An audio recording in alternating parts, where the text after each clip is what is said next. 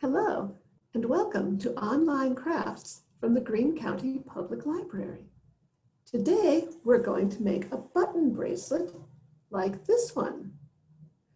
You can get great ideas for making bracelets from books available at your local library. I particularly recommend Arm Candy by Laura Strutt and DIY Wrap Bracelets by Keiko Sakamoto.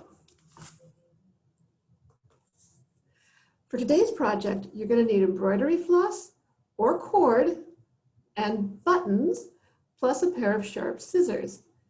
Now, if you don't happen to have a jar of buttons laying around your house, you can buy bags of really cute buttons inexpensively wherever you buy craft supplies. Hobby Lobby, Michael's, even Walmart should have them. To make today's bracelet, you're going to need between 20 and 25 buttons if, like me, you're using buttons that are about a ½ inch in size. You can do this project with smaller or bigger buttons, but you might need to adjust the number of buttons that you need if you're going to do that. The bracelet I made has 22 buttons in it. For this project, I recommend using buttons with 4 holes. You can do it with 2-hole buttons, and I will show you how that works. But today we're mostly going to focus on using buttons that have 4 holes. Embroidery floss is cheap, comes in every color under the sun, but cord will be a little bit easier to work with for today's project, even though it's more expensive, even though it does not have the same range of colors. Today, I'm working with sparkle cord that I got from Hobby Lobby, which is stretchy, and stretchy gives you the advantage if, like me, you're not very good at putting a bracelet on with one hand. Stretchy will make it easier just to slip over your hand. I don't recommend trying to make this project with yarn unless you have buttons with very, very large holes in them. So your bracelet will have 2 layers of buttons. In my bracelet, I made a bottom layer of dark buttons. You can see that they're all dark. And then a top layer of prettier multicolored buttons. You don't have to do it this way. You can do it however you'd like. That's just how I'm going to work with it today. Once you have your buttons, you're going to lay them out in this order. Bottom button, bottom row, top row. Bottom row, top row. Bottom row, top row. Bottom row, top row. Bottom row, top row. Bottom row, top row. Bottom row, top row. Because that's the order we're going to be working with when we make the bracelets. So the next thing you're going to do is to take your cord. You're going to want to measure your cord by wrapping it around your wrist 3 times and then double that amount. That's going to give you more than enough cord to make the bracelet, but you'll cut off the extra. Once you've got your cord and your buttons, you're ready to begin. Now, if you're working with embroidery floss, let me give you a tip.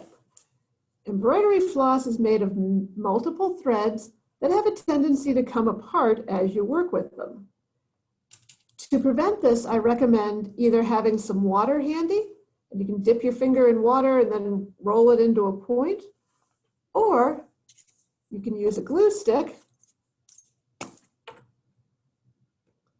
Put a little glue on the end, roll it into a point, and then let the glue dry before you use it. That'll keep your threads together and make it so much easier to do this project.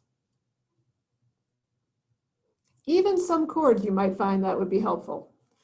But first thing you're going to do is take your cord, which you folded in half, and you're going to tie a knot, which will leave a loop at the end.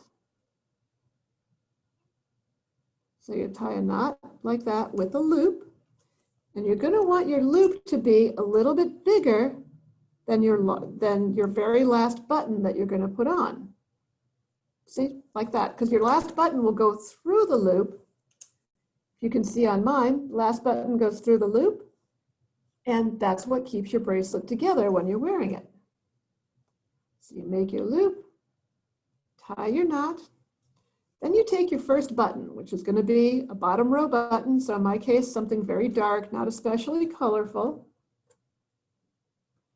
You take your thread and working from the back of your button. You will notice, by the way, your buttons, almost all buttons will have a front and a back. Check all your buttons before you use them. You might find the back is prettier than the front. So check them out, know which way you're going to want your button to go. This time we're going to work from the front of the button because it's the back row. The back row will always work from the front of the button. The top row will always work from the back of the button. I'll show you what I mean. So you're going to start, take one of your cords and put it through one of the holes in the front of the bottom row button. Pull it through. Then you're going to take your other cord and put it in the hole beside the one you just did. So you're going to put it in there and you're going to pull it through. Then you're going to flip your button over. You're going to cross your cords and put them through the other two holes so that they're coming out the front.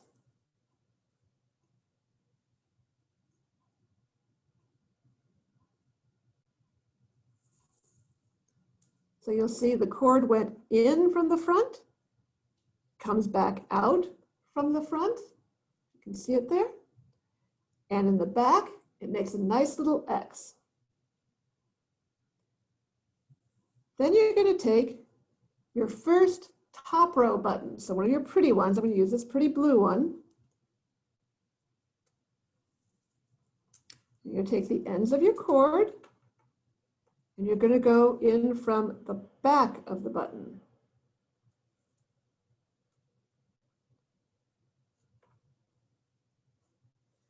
Then you'll take the other cord and put it in the hole right beside the one you just put your cord in.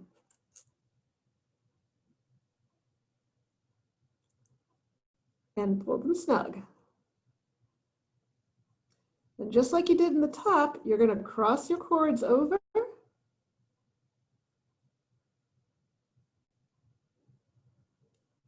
and put them back through the other two holes.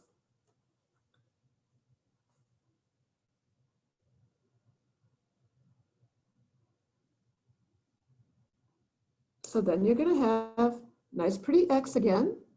And what you've got should look like this, with your bottom row button, in this case the dark one, and then the pretty blue one showing on top. You're going to flip the whole thing over. Get your next bottom row button and put a thread through it from the top.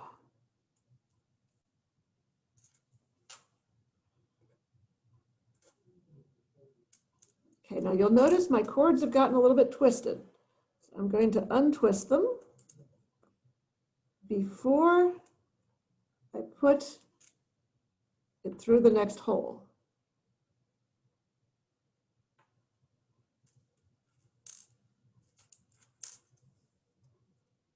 I'm going to pull it through. I'm going to cross my cords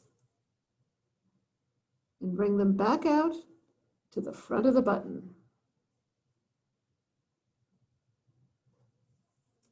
There's one.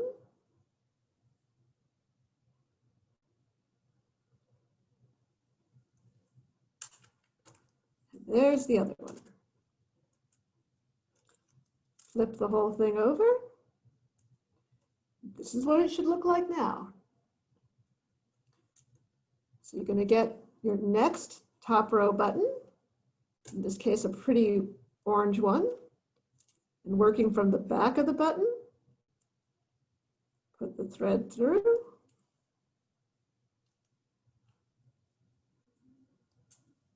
Then put the other one in the hole right beside it.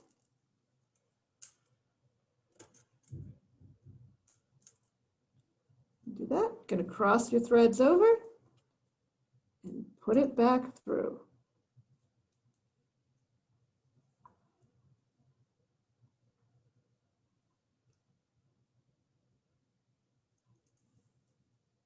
All right, let's do one more back row button, bottom row button. And then I'm going to show you how to do a button that only has 2 holes. So I'm going to take this bottom row button, going from the top.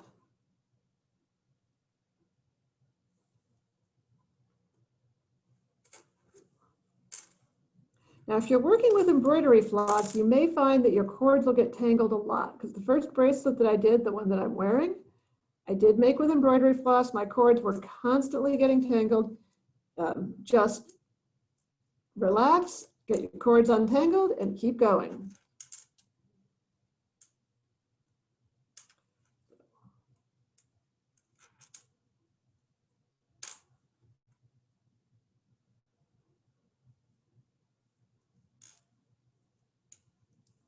We're going to cross the cords over.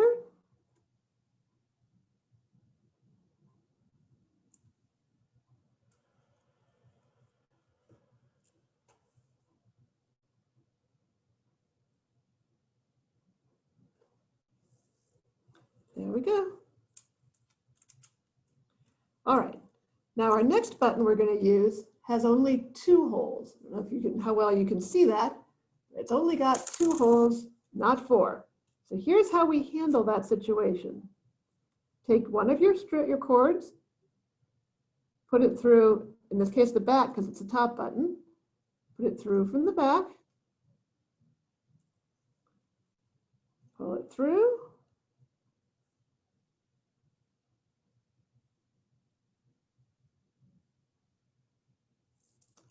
so now your question is going to be, what are you going to do with the other cord? Well, you're going to do the same thing you just did with that one. This is where if you have small holes or thick cord, you could run into trouble. So just be prepared if you're working with a 2-hole button, maybe it won't work and you'll have to switch it out for a different button. But give it a try. Because you never know, it might work really, really well. Or like me, you might have a little trouble with it. There we go. So that one's on. And I'm ready to flip it over and put on the next bottom row button, which I do, again, working from the top, from the front of the button.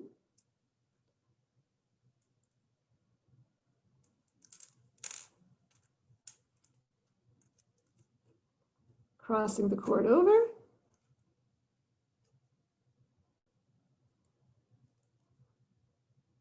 Putting it through the other 2 holes. 1 and 2.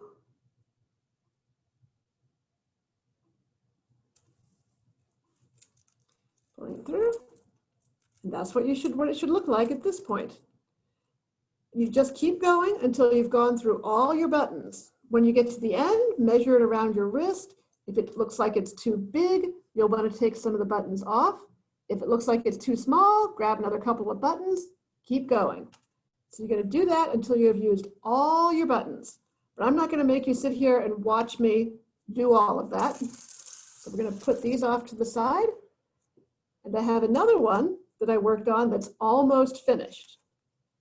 So for this one, to finish a bracelet, I'm using white buttons as my back row, bottom row.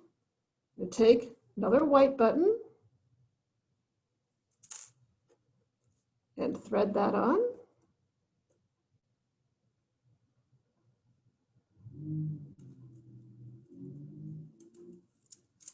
And as always, cross it over.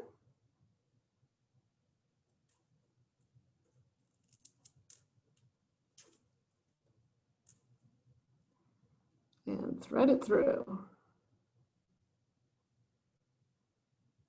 All right, now here's where it's going to get a little bit different. You're going to take your two threads that your two ends that you've got, and you're going to tie them in a knot.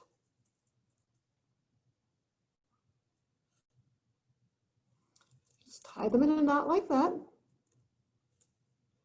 Then you're going to come out a little bit beyond the edge of the button and tie another knot, just like you did when you made your loop, only there won't be any loop. So you're just going to tie a little knot. Then you're going to take your very last button, which in my case is this pretty brown one.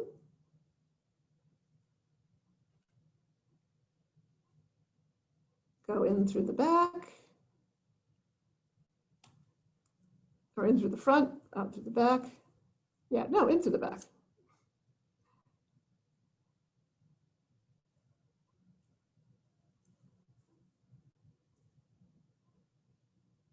So you're going to thread it on, cross it over, just like you did all your other buttons. But then when you're done, turn it over, tie another knot.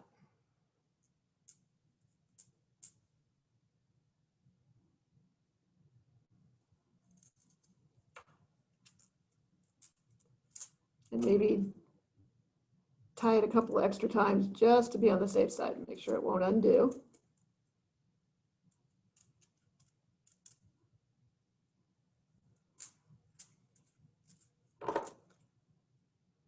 And then cut the edges off, cut the ends off. And there you have a completed bracelet.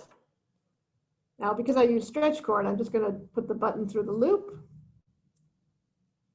like that, and then I can just slip it onto my hand. You put your bracelet on and admire what you've created. And that concludes today's craft program from your Greene County Public Library. Thank you so much for joining us.